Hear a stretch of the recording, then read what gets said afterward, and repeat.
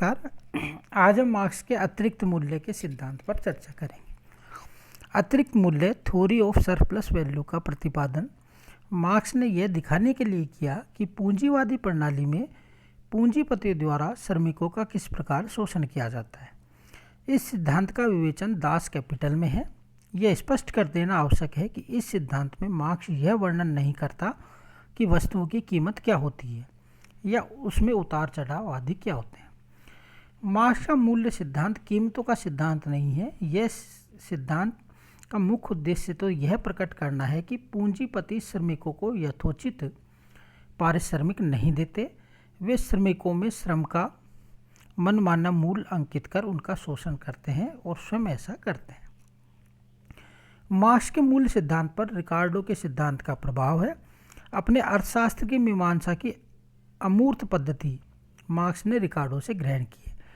Marks का श्रम सिद्धांत लेबर थ्योरी ऑफ वैल्यू भी रिकार्डो से लेकर उसने उसे समाजवादी रूप दिया। फिर भी अपनी मौलिकता प्रदर्शित करने के लिए मार्क्स कहता था कि रिकार्डो को श्रम के मूल्य के बदलते श्रम शक्ति के विषय में विचार करना चाहिए। मार्क्स के मूल्य सिद्धांतों पर रिकार्डो के प्रभाव को दर्शाते हुए ग्रे वेपर का कथन है कि मार्क्स का अतिरिक्त मूल्य का सिद्धांत रिकार्डो के सिद्धांत का ही व्यापक रूप है, जिसके अनुसार किसी भी वस्तु का मूल्य उसमें निहित श्रम की मात्रा के अनुपात में होता है, बशर्ते यह श्रम उत्पादन की क्षमता के वर्तमान स्तर के तुल्य हो। मार्क्स के मूल्य सिद्धांत की व्याख्या करने के लिए सर्वप्रथम दो शब्द प्रयोग मूल्य या यूज वैल्यू तथा विनिमय मूल्य एक्सचेंज वैल्यू का अर्थ जान लेना आवश्यक है। प्रयोग मूल्य का अर्थ वस्तु की उपयोगिता से है। किसी वस्तु में विनिमय मूल्य तब होता है जब उसमें मानव श्रम की कुछ मात्रा लग जाती है।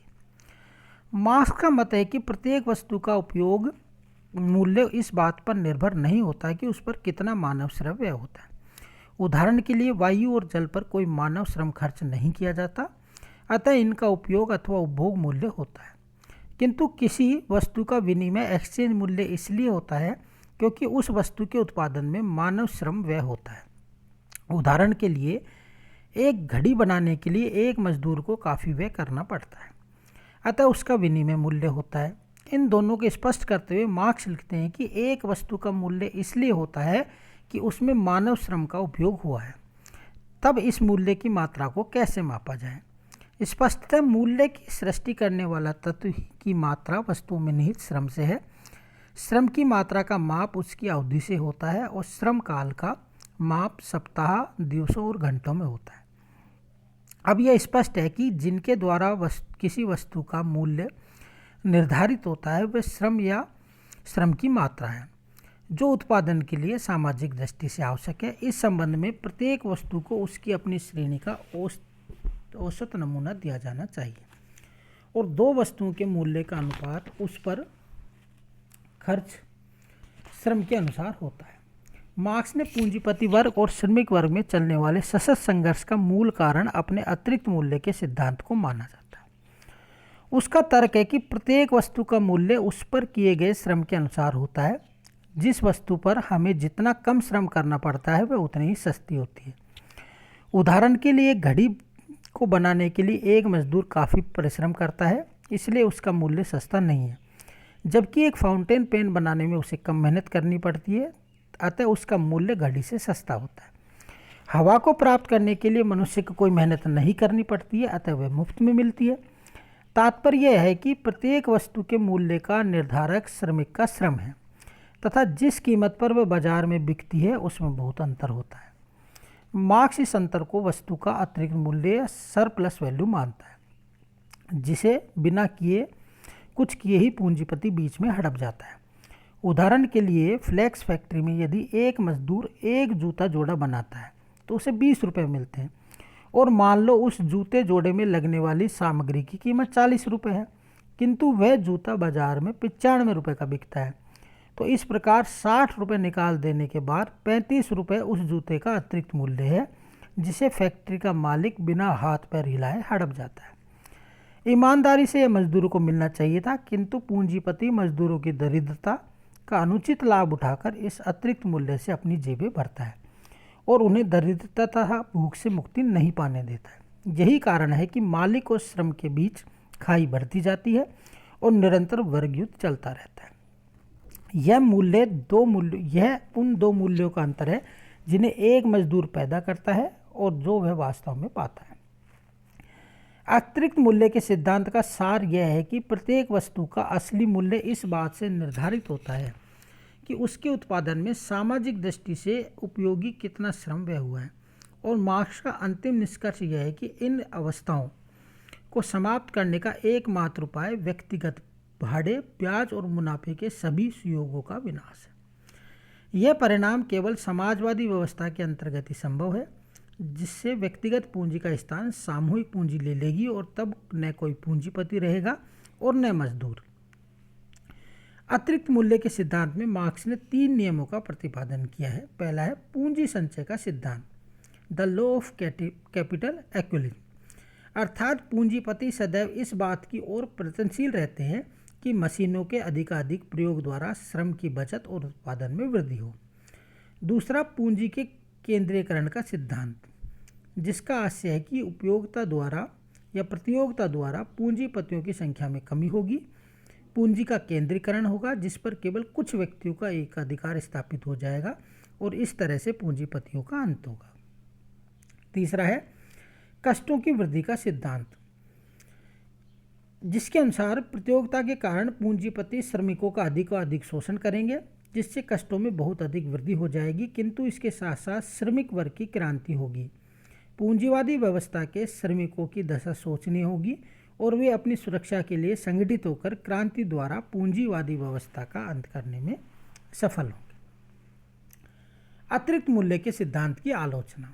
पहला, यह सिद्धांत सभी वस्तुओं पर लागू नहीं होता है, ये यथार्थ और वास्तविक नहीं है और न ही तथ्यों पर आधारित है। दूसरा है मार्क्स के सिद्धांत का यह मौलिक विचार ही गलत है कि मूल्य में श्रमिक को दी जाने वाली मजदूरी के सिवाय संपूर्ण अतिरिक्त मूल्य पूंजीपति को दी जाने वाली चोरी है।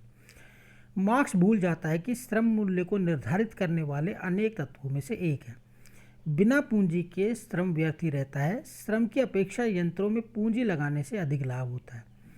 वस्तुओं के उत्पादन के लिए पूंजी, मशीन, कच्चा माल, वैज्ञानिक ज्ञान, प्रबंध कौशल, संगठन क्षमता आदि आवश्यक रूप से अपेक्षित हैं, क्योंकि इन सब के अभाव में श्रमिक केवल श्रम से कोई वस्तु उत्पन्न नहीं कर सकता है।